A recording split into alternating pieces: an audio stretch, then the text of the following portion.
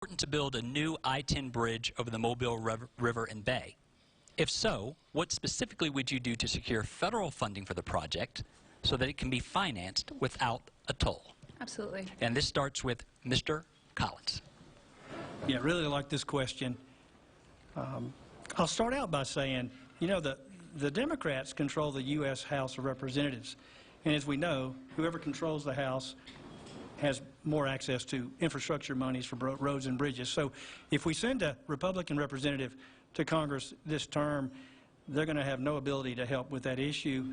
In fact, I don't think they could get an $800 speed bump put on the Bayway.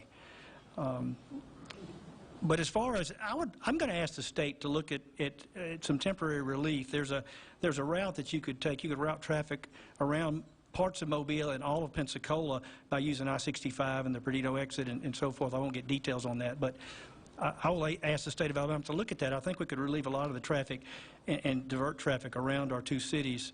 It only adds about 21 miles to the total trip from I-10 to Crestview, Florida. So thank you. Dr. Averhart. I truly believe that there should be a bridge, you know, Interstate 10 bridge, and however I do not support the toll, but what I will do, I will look for means and ways. That's what a representative does. As your representative, I'm going to go out there and I'm going to seek money. The money is there, without a doubt. You know, we have to go out there as the representative and find the money, find, you know, how to bring that money and direct that money to Alabama for that specific reason. I would love to be on the infrastructure committee and to be able to advocate for the first district and more so for this project. However, I lived in areas that had tolls, and you know, more so areas that built bridges.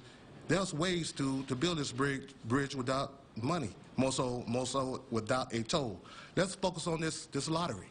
That's ways that we can build this bridge, but we have to come to the table. We have to sit down and we have to bring the smart people to the table and figure it out and establish some communication to do that. Dr. Gardner. So I absolutely agree with my colleagues that we need infrastructure, particularly a bridge. We need funding, but I disagree with them on the fact that they think that a freshman member of Congress is going to walk in and demand millions of dollars for this bridge when every district in the nation needs infrastructure. We don't just need someone advocating for money. Every district wants money for bridges and roads and sewer systems. We need someone who can think about this problem and propose novel ideas. We know climate change legislation is going to be a major point of the budget moving forward. Well, we've got a bridge that is vulnerable based on its position on the bay. We live in an area that is vulnerable to climate change, to severe weather, based on our position on the bay.